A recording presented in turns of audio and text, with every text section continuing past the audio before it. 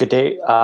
This is a short video. I want to place the intention out there that the Western New York region / Niagara region have a lot of potential for enabling a new entrepreneurial hub. And I think there's a lot of reasons why that's the case. First of all, it's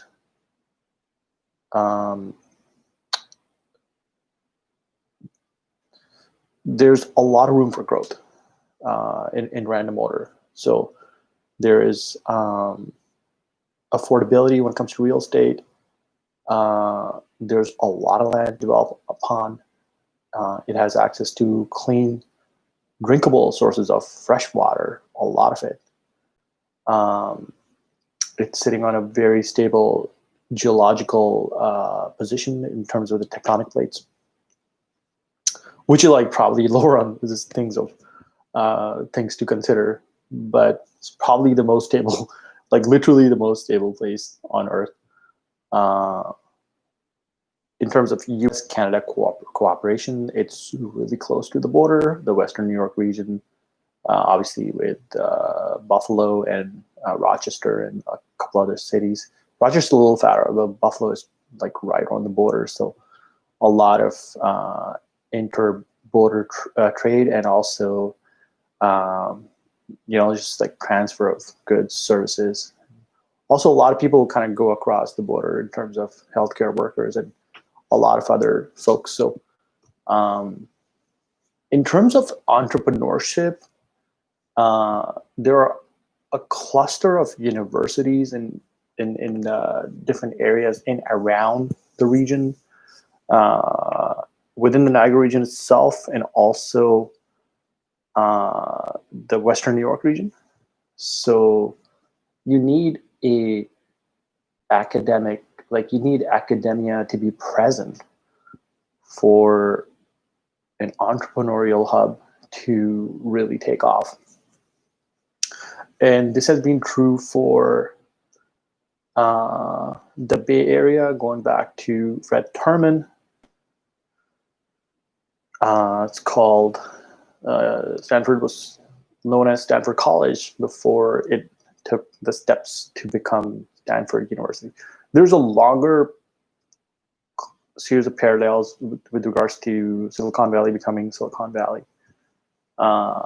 So Steve Blank talks about this, but there's also a long continuation of scientific discovery and technological innovation, which probably goes back to the 1700s, if not earlier.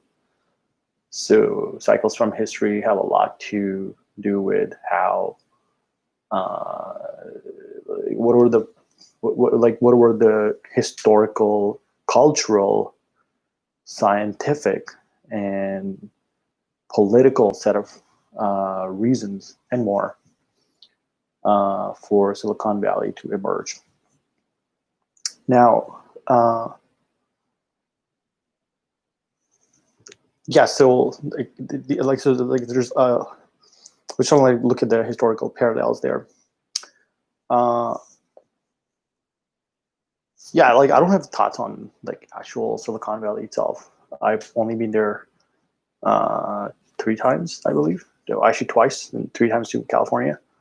And I've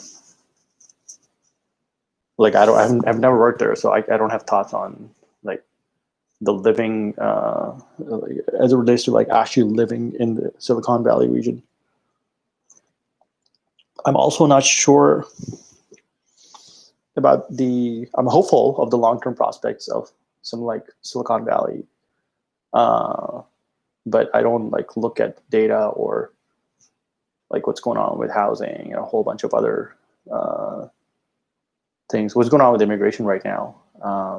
It's going to be very interesting to see like how that plays into the political cycles, which I like. Even if you go back to Fred Terman, there's an interview of Fred Terman on YouTube actually, and you can just Google Fred, F-R-E-D, last name Terman, T-E-R-M-A-N, interview, and he talks about a whole bunch of things, and he talks about like what like his kind of strategy has been on a very high level. He's written books about well, he was an electrical engineer by trade, but I think he's written a book on making the steps that he took to. I think I could be mixing things up between Steve Blank and him, but I think he spoke about the steps taken to turn Stanford colleges to eventually Stanford University. Excuse me. Sorry, not here. So yeah, that's my. It's like I've always I'm very fascinated with the conversation of enabling entrepreneurial ecosystems and hubs, and there's a lot of good development happening in Canada. Obviously, I've lived in the Waterloo region, so tons of amazing things have happened historically. Waterloo's transition from manufacturing to software, and that cycle still continues. So we're gonna hopefully see more developments in that space. I left Waterloo in 2013 after I got laid off from BlackBerry. So I can't say I've been very plugged in with the entrepreneurial ecosystem. So it would be really awesome to have some kind of collaboration between a series of different hubs in some unofficial or maybe semi-structured capacity whereby best practices and mostly best practices, what's working and also what's not working is something that's shared. So I think from a North American dynamic perspective, I don't know how that happens.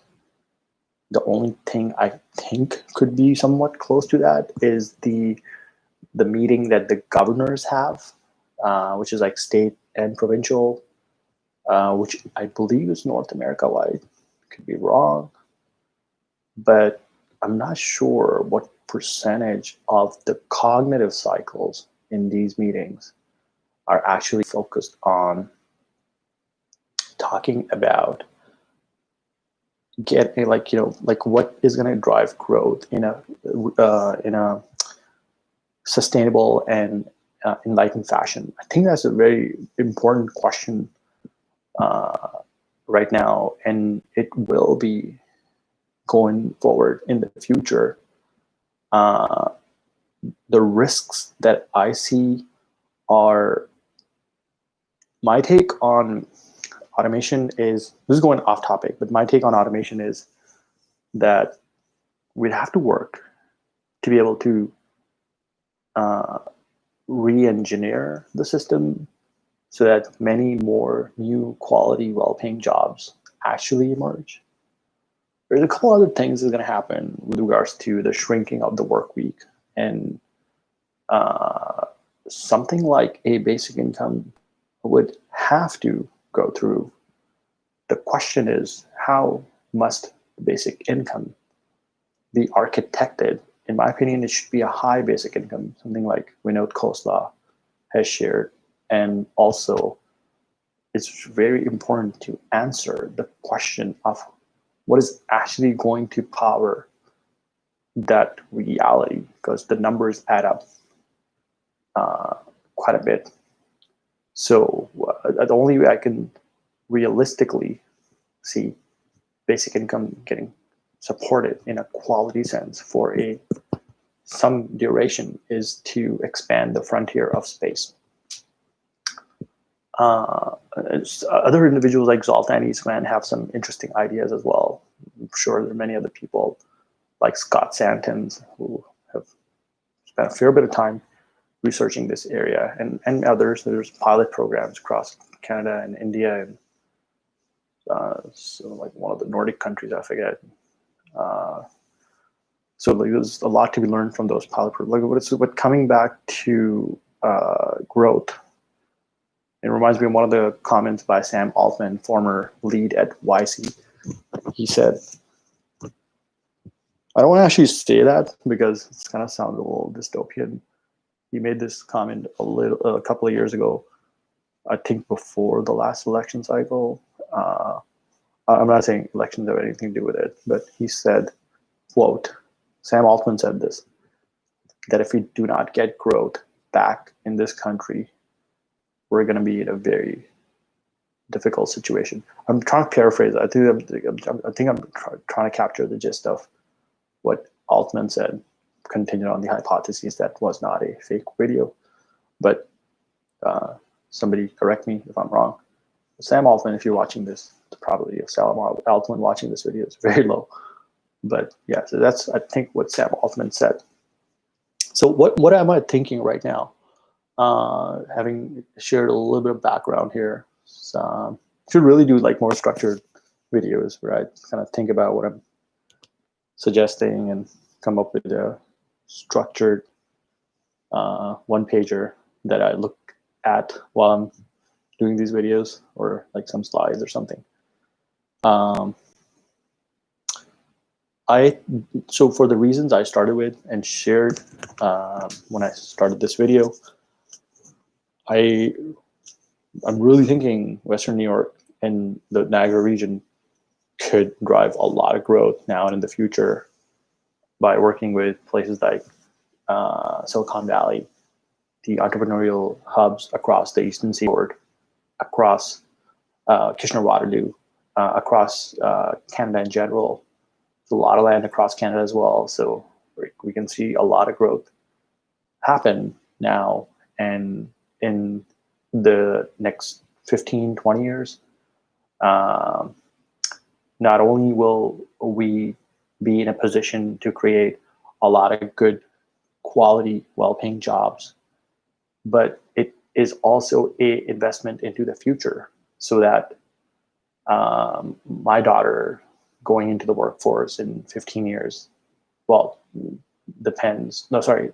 No, well, I'd like my daughter to start working earlier, but like once you graduate, so about 14, 15 years, something like that.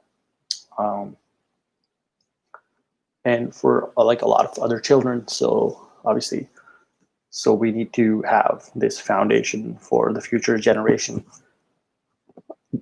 whereby there is some transition to the industries of the future, whatever the industries of the future happen to be. I have my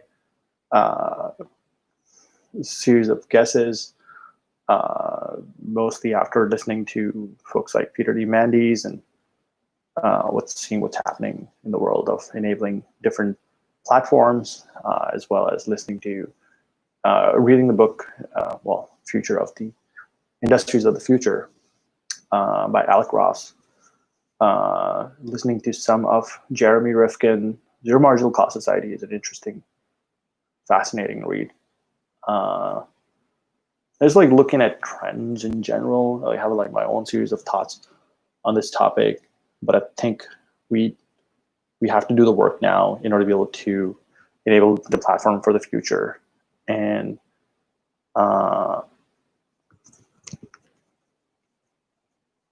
I'd personally love to see like global participation on this. So, but so far I haven't connected with anyone who has a similar mindset. I connected with one individual from ESA many years ago, 3 or 4 years ago. I just had like one very short meeting with them. So the intention of the subunit was to license the technology that has been developed under the wing of ESA. There's a lot of interesting stuff happening all over. Like I'm starting in random order. I'm kind of going like west to east. Started with west, I guess. So like places like Czech Republic, Estonia, Nordic countries in general, like it seems like there's more hunger for things like this in like smaller clusters for whatever reason. Because maybe you can kind of get like energy and growth going, energy in like a human energy sense, not like energy as in like the infrastructure markets and whatnot. But is like you can like hustle and put a basic framework together and hopefully get to a set of companies that have achieved some level of maturity, product market fit in that are actually grounded in like specific geographical regions. All this is going to be very interesting now in the post-COVID world. So it's going to be interesting how this really plays out. And there's like this whole dynamic, like this transition to clean energy and blockchain/crypto without like actually making it a buzzword, potentially taking off. So if we have like clean energy and sustainably harvested, like this, excuse me, the changes that happen as it relates to the changes that one, like at least I'd like to see in terms of more fluid delivery of capital where it could really yield good dividends and investing in the right set of companies/people, and not necessarily in a profit sense, but like if that happens, and like, you know, it's going to be an interesting dynamic, like looking at that from the COVID lens, because like I don't know how much of a role geography will have to play now